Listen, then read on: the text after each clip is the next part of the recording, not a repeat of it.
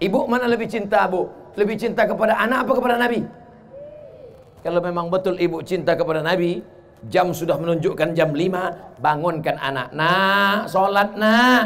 Tapi kalau ibu lebih cinta kepada anak, bapak membangunkan anak. Ayo sholat, ayo sholat. Apa kata ibu? Biarlah pak, ini kan hari libur tanggal merah. Mana ada libur tanggal merah sholat? Sholat tak ada libur. Sampai mati kita diwajibkan Allah SWT. Tak bisa berdiri, duduk, tak bisa berduduk, baring, tak bisa baring, kedipan mata, tak bisa kedipan mata, kami sembahyangkan. Betul Pak? Betul Bu? Ibu nanti tengok bapak, besok pagi tengok bapak. Kalau tak nampak ibu dia tak sholat, ibu takbir. Dia baring di tempat tidur itu takbir. Usolli ala hazihil janazah. Arba'ah takbir. Allahu Akbar. Tu jaga dia. Apa ni? Abang ku tengok tak sembahyang, ku sembahyangkanlah. Jangan. Nanti ibu bercanda malaikat serius mati dia. Siap kalian gantikan? Oh, siap kan? Siap. Saudara yang dimuliakan Allah Subhanahu wa taala, maka dalam Islam tidak dilarang orang mencintai. Tapi ketika gara-gara cinta itu masuk dalam perbuatan dosa, maka alhamdulillah, insya Allah biker subuhan tidak akan membonceng anak gadis yang tak mahram. Betul biker subuhan? Tertulis di belakang spotboard mereka, say no to bonceng. Katakan tidak pada bonceng. Wah, yang diboncengnya apa? Laki-laki. Yang kalian homo? Oh tidak. Saudara yang dimuliakan Allah Subhanahu wa taala, maka dalam Islam diajarkan ada cinta laki-laki dan perempuan. Boleh, karena cinta itulah akan melahirkan anak-anak yang soleh, bukan somat. Ini semua yang hadir ini adalah buah dari cinta ayah dan ibu, nenek dan kakek, pakcik dan makcik. Maka lahirlah anak-anak yang soleh dan solihah mau datang ke pengajian karena cinta. Cinta kepada Nabi, cinta kepada Allah, cinta kepada Rasulullah, cinta kepada Islam. Kalau sudah cinta, maka apapun dia akan berikan, nyawanya, tenaganya. Kata Nabi SAW, la yu'minu ahadukum, kamu tidak akan beriman hatta akuna habba ilayya, sampai kamu mencintai aku, min waladihi, daripada anak kandungnya sendiri, wa walidihi, daripada ayahnya, daripada emaknya, daripada anaknya, daripada istrinya, daripada hartanya. Dia lebih cinta kepada aku. Sekarang saya tanya, bapak ibu lebih cinta kepada Nabi atau anak? Wah, 2-3 orang aja yang jawab. Saya tanya sekali lagi, lebih cinta kepada Nabi atau anak? Kalau memang betul cinta kepada Nabi, maka suruhlah anak perempuan kita pakai kain panjang, baju kurung, jilbab panjang. Kalau cinta kepada anak, biarkanlah dia pakai rok mini umur 18 yang dipakai rok umur 8 tahun. Celana kekecilan, baju kesempitan. Ditengok oleh orang, menjerit kaki celana itu, minta tolong. Sampai gitu. Dipakailah pula celana legging, naik motor. Apa tak masuk paret atuk-atuk nengoknya? Kalau memang bapak cinta kepada Nabi, sampaikan pesan Nabi. Nah, aku nanti bertanggung jawab di hadapan Allah. Allah akan bertanya kepada aku, pernahkah mulut ini mengajar? Kenapa kau tak pakai kain panjang? Kenapa tak baju kurung? Kenapa jilbab itu tak panjang? Sekarang orang pakai baju seenak otaknya saja, sesuka hatinya saja. Kalau ditanya cinta kepada siapa? Cinta kepada Nabi. Bohong, dusta, gombal, penipu, munafik. Insya Allah diselamatkan kita dari yang jahat-jahat nih, insya Allah. Amin ya rabbal alamin. Dari tadi mata memanjang sejauh mata memandang ke kiri dan ke kanan. Tidak ada orang nongsa yang pakai celana legging, pakai celana sempit, tak ada. Semuanya pakai baju panjang. Entahlah kalau udah berdiri nanti tak tahu. Ini menunjukkan bahwa ayahnya, pakciknya, bapaknya, kakeknya, itu menunjukkan mereka lebih cinta kepada Nabi daripada kepada anak. Ibu mana lebih cinta, Bu? Lebih cinta kepada anak apa kepada Nabi? Kalau memang betul ibu cinta kepada Nabi, jam sudah menunjukkan jam 5, bangunkan anak. Nak, sholat nak. Tapi kalau ibu lebih cinta kepada anak, bapak membangunkan anak. ayo sholat, ayo sholat. Apa kata ibu? Biarlah Pak, ini kan hari libur tanggal merah. Mana ada libur tanggal merah sholat? Sholat tak ada libur. Sampai mati kita diwajibkan Allah SWT. Tak bisa berdiri, duduk, tak bisa berduduk, baring, tak bisa baring, kedipan mata, tak bisa kedipan mata, kami sembahyangkan. Betul Pak? Betul Bu? Ibu nanti tengok Bapak. Besok pagi tengok Bapak. Kalau tak nampak ibu dia tak sholat, ibu takbir. Dia baring di tempat tidur itu takbir. Usolli ala hazihil janazah. Arba'ah takbir. Allahu Akbar. Terjaga dia. Apa ni? Abang ku tengok tak sembahyang, ku sembahyangkanlah. Jangan. Nanti ibu bercanda malaikat serius mati dia. Siap kalian gantikan? Oh, siap kan? Siap. Masya Allah, tabarakallah. Itu bukan marah Pak, itu bukan mengamuk Pak, tapi karena mereka cinta. Cinta bukan dibiarkan. Kita sedang berjalan di tepi jalan, tiba-tiba waktu mau menyeberang jalan, ada kawan kita tiba-tiba mau menyeberang jalan, ada bis, ada tronton, ada truk datang kencang. Kalau kita sayang, kita biarkan dia lewat atau kita tarik tangannya? Tarik tangannya, selamatkan dia. Kenapa kau tarik tanganku? Aku tak mau kau ditabrak itu. Nanti kalau kau ditabrak, aku jadi saksi, dipanggil juga kantor polisi. Kau kalau mau mati-mati aja sendiri. Dan susahkan aku.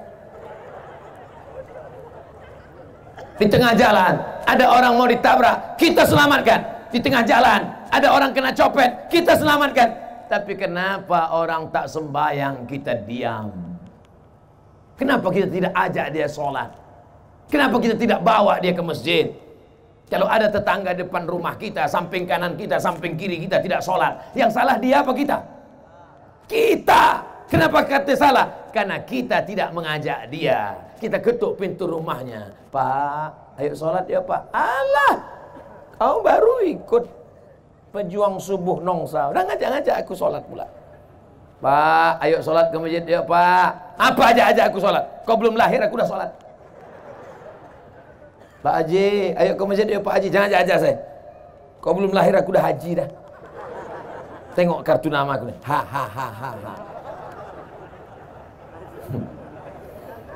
Kalau ada orang sombong angkuh begitu, apakah kita berhenti mengajak dia? Tidak. Kita terus karena kita sayang sama dia. Pak Haji, ayo ke masjid ya Pak. Kau udah 2 hari ngajak aku ya. Awas kalau 3 hari kau ajak juga, aku kasih kau hadiah kompor. Apakah hari ketiga kita berhenti? Tidak. Karena kompor sudah siap. Hari ketiga kita datang, Pak Haji, ayolah ke masjid Pak. Kenapa kau ajak juga lagi? Pak Haji, sampai sekarang jenazah tak ada yang jalan sendiri Pak. Nanti kalau Bapak mati gimana?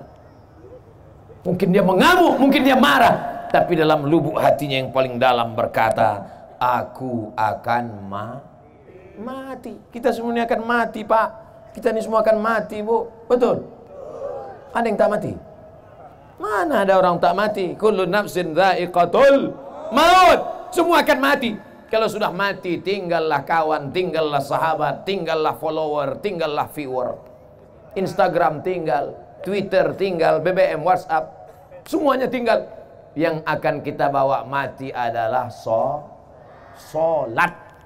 Somat juga lagi.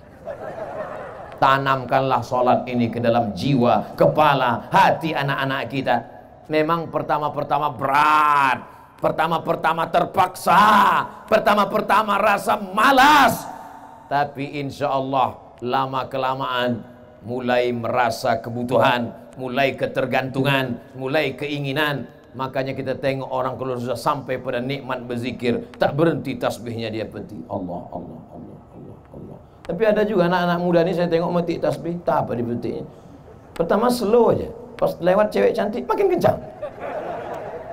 Apa ini? Tapi masih syukur ada zaman sekarang, zaman dan zaman gila, masih ada orang megang tasbih, alhamdulillah. Ada pula orang sekarang pergi ke Makkah, umrah 2-3 kali, beli tasbih 100 biji, semua punya orang. Tak ada punya dia satu pun. Kau tak ada beli tasbih? Ada Pak Ustaz, 1. Mana dia? Itu tergantung di mobil. Makanya nanti di akhirat banyak mobil nih masuk surga. Avanza masuk surga, Innova masuk. Saudara yang dimuliakan Allah Subhanahu wa taala, cinta dalam Islam boleh, tapi cinta yang membawa kepada rahmat Allah. Kalau bapak sayang sama anak karena Allah, ibu sayang sama anak karena Allah, masukkan dia ke pondok pesantren, kirim dia ke Mesir, kirim dia ke Saudi Arabia. Ustaz cerita tentang siapa ini? Ustaz Marsopwan, ketua panitia kita tadi, ketua pejuang subuh Nongsa PSN. Beliau itu dulu dikirim dari Nongsa ke Mesir, dari Mesir pindah pula ke Riyadh. Tahu Bapak Ibu Riyadh? 1000 kilometer dari Makkah. Saya belum sampai lagi ke sana. Sampai beliau sekolah ke sana. Setelah itu baru pulang kemari. Ini orang sekarang sayang sama anak, diletak di celah ketiak. Sayang sama anak, kirim dia jauh. Hai anakku, terbang kau sejauh mata memandang. Di hari petang kau akan pulang, karena tempat engkau mengabdi adalah Batam. Takbir. Kirim anak sejauh mata memandang. Anak bapak mana? Sudah saya kirim Pak Ustaz. Jauh. Dekat-dekat sini. Siap ibu mengirim anaknya ke Mesir? Takut. Begitu anak dikirim ke pesantren, seminggu kemudian dijenguk sama bapak sama ibu. Sampai di pesantren si ibu pun menangis menengok kamar anak, kasur tipis. Di rumah spring bed 2 lapis. Sampai tipis. Minggu pertama tipis, minggu kedua hilang. Di rumah sambalnya, cabainya dibelah, bijinya dibuang, digiling pelan-pelan, dikasih gula merah, disuapkan ke anak. Pedas nak, pedas. Sampai di pesantren, sama batang-batangnya di blender. Di rumah disendokkan nasi, disendokkan gonggong, disendokkan kepiting. Di pesantren ngantri lewat. Nah cepat, lambat, lepak sambal, lepak ikan. Justru itulah yang sayang, mendidik dia berdikari, berdiri di atas kaki sendiri, mandiri dia, pandai dia menjalani hidup. Yang kita khawatirkan kita mati nanti bukan anak kita itu miskin, bukan anak kita itu melarat, karena rezeki dijamin Allah. Yang kita khawatirkan adalah dia tidak punya keberanian untuk hidup. Tak berani dia hidup. Sikit-sikit stres. Nengok orang seram sikit takut. Nengok kucing pucat. Tak sanggup menjalani hidup, akhirnya stres, akhirnya depresi, pakai narkoba, pakai sabu-sabu, pakai lem kambing, akhirnya bunuh diri. Orang bunuh diri itu akibat tidak berani menghadapi hidup. Orang-orang barat itu termasuk pengecut, tak berani menghadapi hidup, stres, depresi, susah sikit.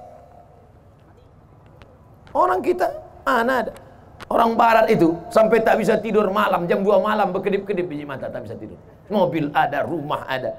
Orang kita naik angkot tertidur sampai lupa gang.